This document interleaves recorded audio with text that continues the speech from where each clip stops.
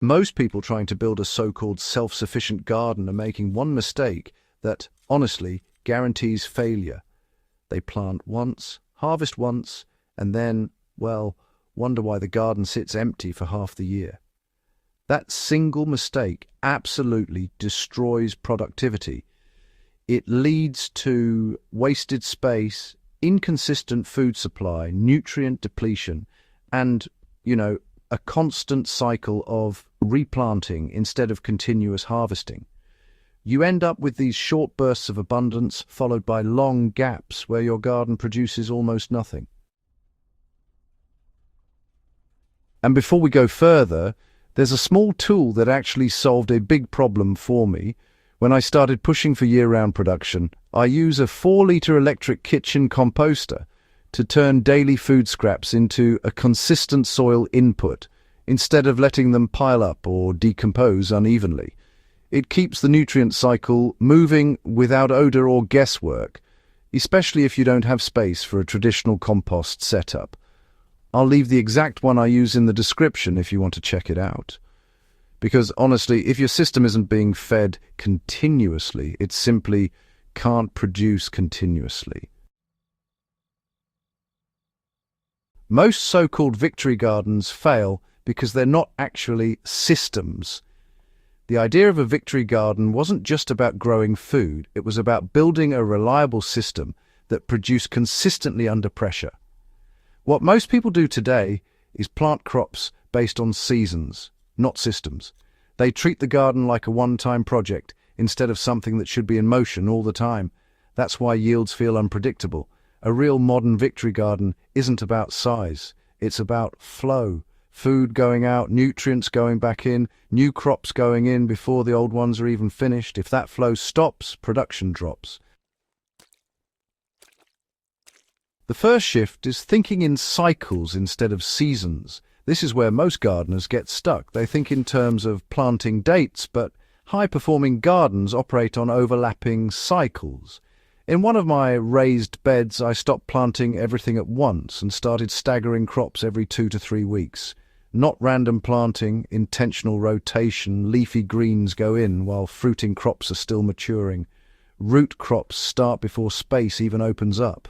Fast growers fill gaps between slower ones. That single shift increased output without increasing space. And here's the part most people miss. You don't need more beds, you need better timing.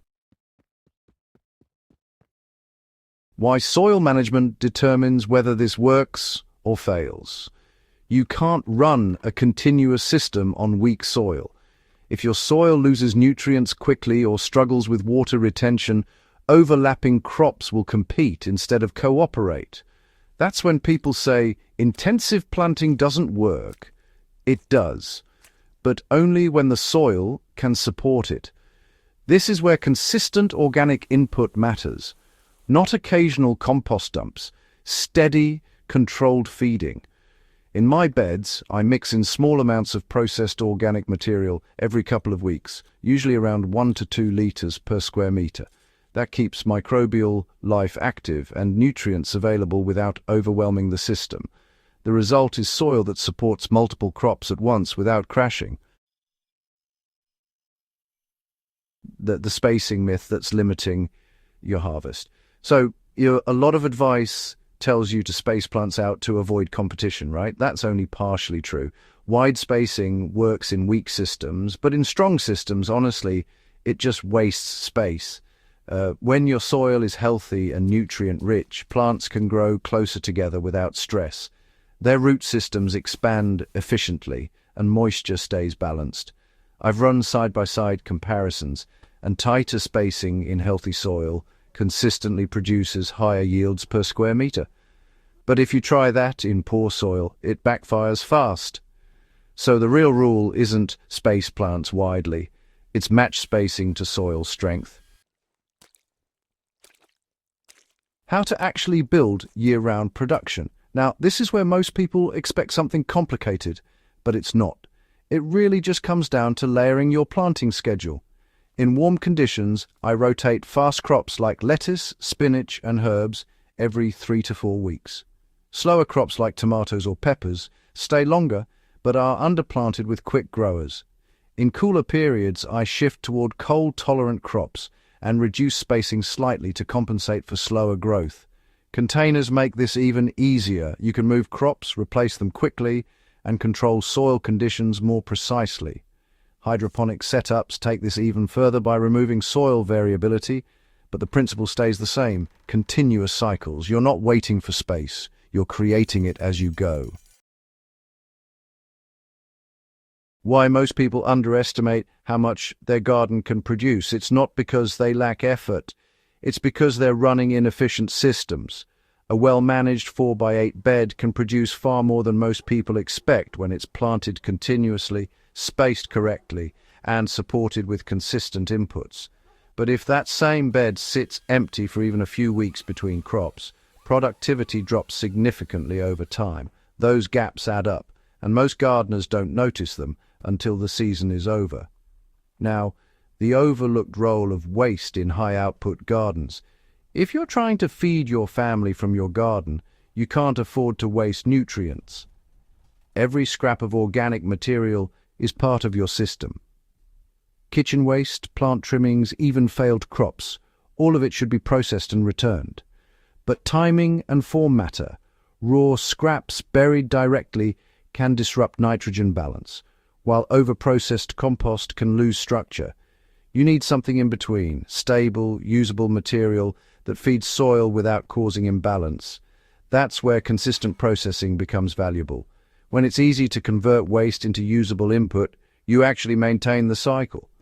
And once that cycle is stable, your garden stops depending entirely on outside inputs. What changes when the system starts working properly? You'll notice it in small ways first. Watering becomes more predictable. Soil stays loose instead of compacted. Plants establish faster after transplanting. Then it shows up in yields. Harvests become more frequent. Crops overlap smoothly instead of competing. You're picking something almost every week instead of waiting for a single big harvest. That's when it starts to feel like a real food system instead of just a hobby garden. Now, why is this approach more reliable than traditional gardening? Traditional gardening relies heavily on timing everything perfectly. Miss a planting window and you lose a cycle. But when you run a continuous system, timing becomes flexible. You always have something growing, and you always have something ready to replace what's harvested. It removes pressure and increases resilience, and that's exactly what victory gardens were designed for: reliability under uncertainty. But the small adjustment that makes this sustainable long-term. The biggest mistake I see is people trying to do everything at once. They overhaul their entire garden, change spacing, change crops, change soil, all in one go. That's not sustainable. Start with one bed, build the cycle there. Get used to staggered planting, consistent soil input, and continuous harvesting. Once that works, expand, because this isn't about intensity, it's about consistency.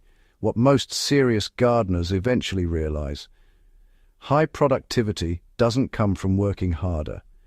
It comes from building systems that keep working even when you're not actively managing every detail. When your soil holds nutrients, your planting cycles overlap, and your inputs are consistent, the garden becomes far more efficient. And once you reach that point, feeding a family from a relatively small space becomes realistic. Not easy, but realistic. If you want a garden that actually produces food year-round, stop thinking in seasons and start thinking in systems. Build cycles, maintain your soil, keep nutrients moving. That's what turns a garden into a reliable food source. If you're serious about getting real results, subscribe to the channel.